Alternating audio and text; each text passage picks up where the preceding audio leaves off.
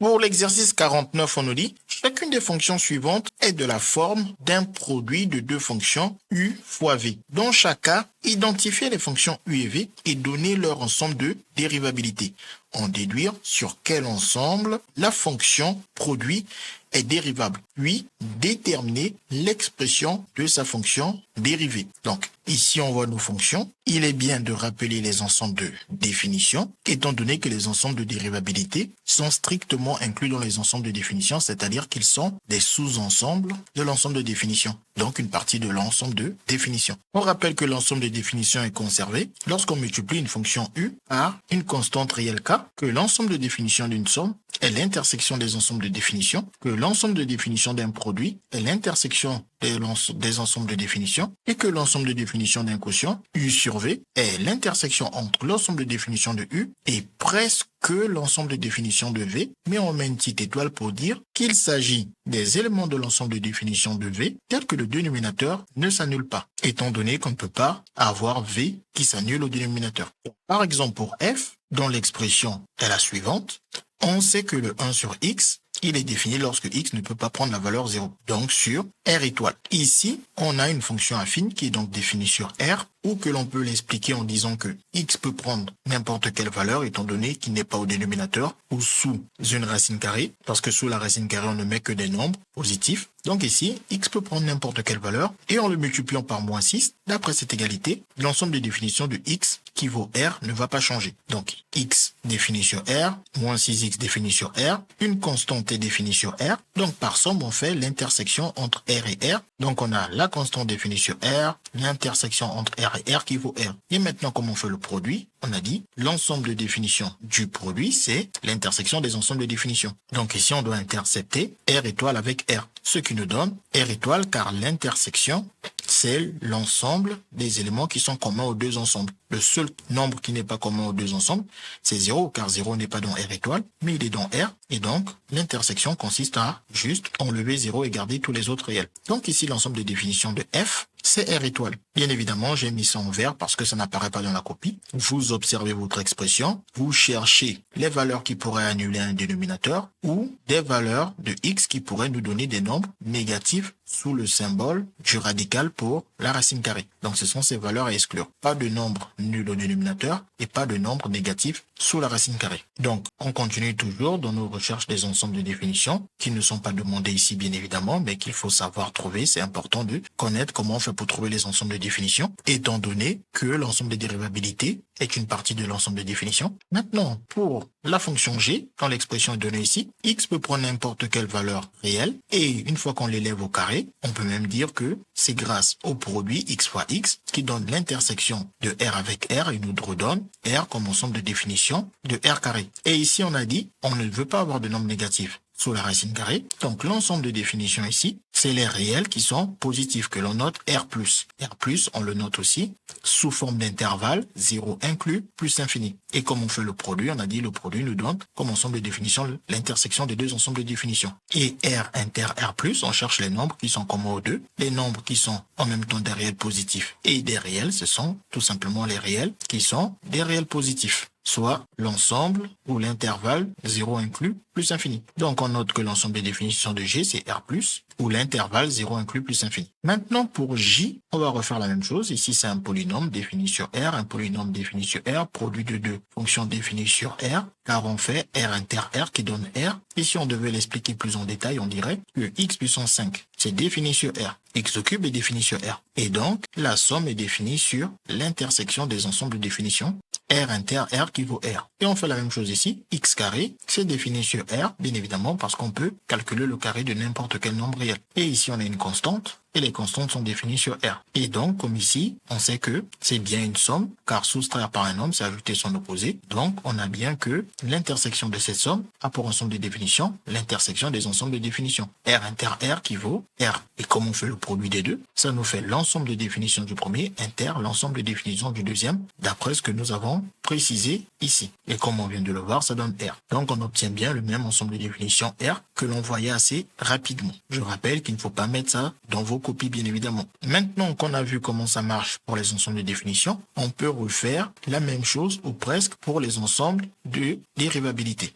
Donc, On commence par rappeler que l'ensemble des dérivabilités reste inchangé si on multiplie une fonction par un réel K constant. L'ensemble de dérivabilités de KU est le même que l'ensemble de dérivabilités de U. L'ensemble de dérivabilités pour une somme, c'est l'intersection des ensembles de dérivabilités. Et l'ensemble de dérivabilités pour un produit est l'intersection aussi des ensembles de dérivabilités. L'ensemble de dérivabilités pour un quotient, c'est l'intersection des ensembles de dérivabilités interceptées avec l'ensemble de définitions du dénominateur où le dénominateur ne s'annule pas. Donc le dv étoile a été rappelé ou plutôt précisé ici. Pour f de x, on nous a demandé d'abord de trouver les expressions de u et de v. U c'est le 1 sur x et v a pour expression 9 moins 6x. Ensuite, on doit trouver l'ensemble de dérivabilité de 1 sur x qui n'est rien d'autre que son ensemble de définitions. 1 sur x est défini sur r et dérivable sur r étoile et dérivable sur r étoile. Et ici, c'est une fonction affine. Elle est définie et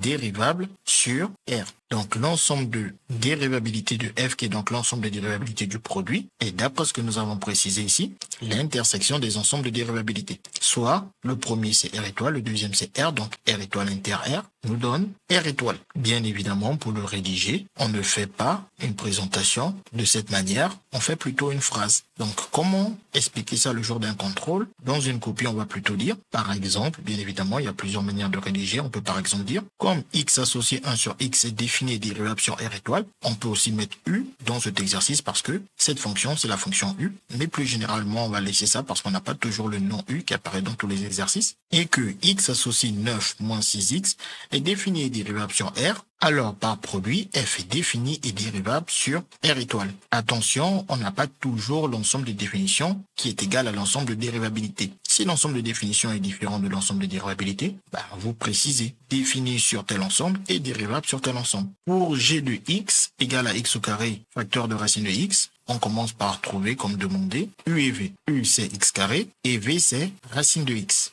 On a vu que x carré est défini et dérivable sur r, donc l'ensemble de dérivabilité de u, c'est r. Par contre, ici, il faut faire attention, l'ensemble de définition de la fonction racine carrée, c'est 0 inclus plus infini, mais son ensemble de dérivabilité, c'est 0 exclu, donc il faut bien exclure ce 0, plus l'infini. Et donc, pour trouver l'ensemble de dérivabilité du produit, c'est-à-dire de g, c'est l'intersection des ensembles de dérivabilité, à savoir de r inter 0 exclu plus infini. Et la partie commune à ces deux ensembles, c'est justement 0 exclu plus infini. Juste au passage, 0 exclu plus infini, on peut dire que ce sont les réels positifs, et pour dire qu'il n'y a pas 0 dedans, on met une étoile, donc r plus étoile. Donc ici, on peut dire que l'ensemble de dérivabilité de g, c'est r plus étoile. Et bien évidemment, on ne le justifie pas de cette manière, mais plutôt à l'aide d'une phrase qui va ressembler à celle-ci, par exemple, ou même une autre phrase.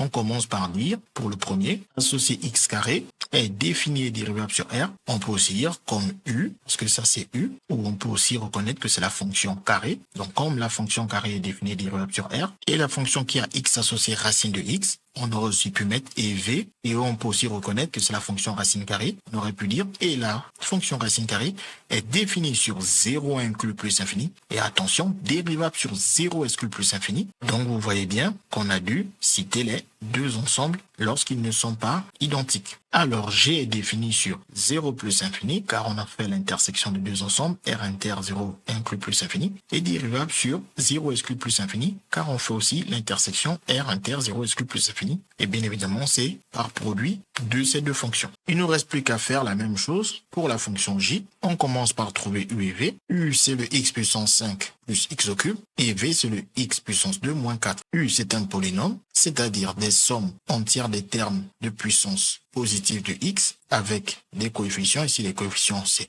1 x puissance 5, 1 x au cube. Comme u est un polynôme, les polynômes sont définis et dérivables sur r. Le premier est dérivable sur r, le deuxième est dérivable sur r. Donc la somme des deux est dérivable sur r inter r, c'est-à-dire sur r. Et le deuxième aussi est un polynôme, parce que ici on pourrait dire que c'est x puissance 0, c'est-à-dire 1 qui multiplie le moins 4. Et donc, x carré dérivable sur r moins 4 dérivable sur r, par somme, on sait que la somme est dérivable sur r inter r, c'est-à-dire sur r. Et pour trouver l'ensemble des dérivabilités de leur produit j, on sait que ça va donner les intersections des ensembles de dérivabilités, à savoir r inter r, qui donne r. Et donc, comme vous ne vous embêtez pas dans vos copies à justifier ça de cette manière, on vous demande juste de justifier tout ça à l'aide d'une simple phrase. On peut par exemple dire, comme la fonction u ici, donc soit vous mettez u, soit vous mettez ça, est définie dérivable sur R, et que la fonction v, soit vous mettez ceci ou soit vous mettez v, est aussi définie dérivable sur R, alors le produit de u et v, qui se nomme j, est défini dérivable sur R, car c'est bien ce qu'on avait obtenu ici. Ensuite, on nous a demandé de trouver les expressions des dérivés. Donc, on rappelle que x puissance n a pour dérivée n,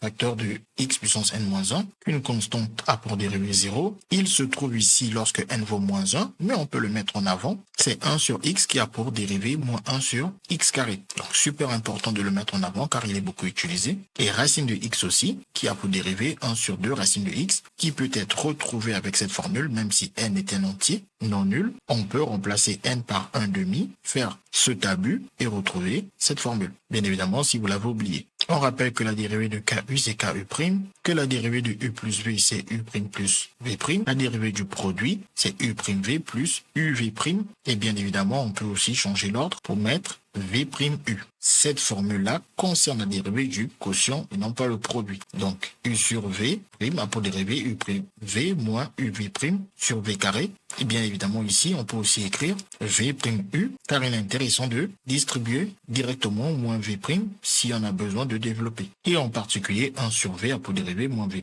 sur V carré. Super important à bien connaître et facile à retrouver en remplaçant tout simplement U par 1. Et donc, U est constant, sa dérivée vaut 0. Cette partie n'est plus là. On a V' fois 1, donc on a moins V' sur V carré. Donc, nous, on repart de f de x. On a déjà vu que f est de la forme U fois V, où U et V sont rappelés ici. Et donc, nous, on veut dériver un produit, donc c'est cette formule qui nous intéresse principalement. Donc, dérivée de 1 sur x, on l'a rappelé ici, c'est moins 1 sur x carré. Dérivée d'une fonction affine, c'est juste son coefficient directeur, moins 6, c'est-à-dire le coefficient de x, où on aurait pu dire que dériver cette fonction affine, c'est commencer par dériver 9 qui a pour dérivée 0, dériver de x c'est 1, et d'après la formule ici, k fois u, nous permet de dire que le moins 6 multiplie la dérivée de x, c'est-à-dire que moins 6 multiplie 1, et ensuite on doit sommer les résultats d'après la formule ici. Et en sommant les deux, on obtient 0 moins 6 fois 1, priorité opératoire, moins 6 fois 1 moins 6, plus 0, ça fait moins 6. Une fois qu'on est là, on n'a plus qu'à utiliser cette formule. F c'est U fois V, donc F' c'est la dérivée du produit U fois V. Donc, on rappelle ici que ça donne U'V plus UV', et donc F' de x, le U', on l'a trouvé ici, c'est le moins 1 sur x carré, le V il est donné ici, c'est le 9 moins 6x, le V', on l'a trouvé ici, soit on met plus moins 6, ou on peut directement dire moins 6x, étant donné que plus et moins, ça fait moins 6. Mais sinon, c'est pas grave, on a tout le temps de faire ce calcul. Donc, V' fois le U qui vaut 1 sur x. Et ensuite, on effectue les calculs. On distribue le moins 1 sur x carré à chacun des termes. Ou bien, comme on se dit qu'il y aura des dénominateurs, on peut garder ce dénominateur, étant donné qu'on voit qu'on ne factorise pas par x pour simplifier avec un x. On peut juste distribuer le moins 1 à la parenthèse pour dire que moins 1 fois 9, ça nous fait moins 9. Et moins 1 fois moins 6x, ça nous fait plus 6x, le tout sur x carré. Et ensuite ici, plus et moins, ça nous fait moins. Et le 6 fois 1, ça nous fait 6 sur x. Et ensuite, comme le dénominateur commence à x carré, on multiplie au numérateur au dénominateur par x pour avoir x carré ici au dénominateur. Une fois ce calcul effectué, on a le même dénominateur. Il ne reste plus qu'à additionner les numérateurs. On a plus 6x moins 6x qui vont donc s'en aller et nous laisser que le moins 9 sur x carré qui est donc l'expression de la dérivée de f. Ensuite, autour de g, donc on rappelle qu'on avait déjà trouvé ça pour u et v, et maintenant la dérivée de u qui est x carré, on peut utiliser cette formule pour tout simplement bien connaître que la dérivée de x carré c'est 2x, pour dire qu'ici on a donc 2x. Et la dérivée de la racine carrée, on l'a rappelé ici, c'est 1 sur 2 racine de x. Et ensuite, on sait que la dérivée de notre fonction g, c'est la dérivée du produit u fois v, donc u'v plus uv'. Ça nous donne donc u' qui vaut 2x, fois le v qui n'est rien d'autre que racine de x, plus u qui n'est rien d'autre que x carré, fois le v' qui n'est rien d'autre que 1 sur 2 racine de x. Ensuite, on peut retirer ce symbole de multiplication pour simplifier l'écriture. Ici, on peut dire que ça fait plus x carré fois le plus 1. Uniquement, attention à ne pas multiplier au numérateur ou au dénominateur par x carré. Le x carré ne multiplie que le numérateur. Ça fait donc 1x carré, c'est-à-dire juste x carré. Et donc, ici, il y a plusieurs façons de simplifier. Soit vous dites que ça fait x carré qui est donc x fois x. Et ensuite, vous n'avez plus qu'à dire que le x, c'est racine de x fois racine de x. Et ensuite, vous enlevez les racines de x. Pour dire que ça nous fait donc x racine de x sur 2. Ou vous pouvez aussi vous dire, on peut enlever la racine carrée au dénominateur. On multiplie en numérateur au dénominateur par la racine carrée. Donc ça nous fait racine de x fois racine de x, qui fait alors racine de x au carré, soit x. Et une fois que vous avez ce x au dénominateur, vous n'avez plus qu'à simplifier avec le x carré au numérateur,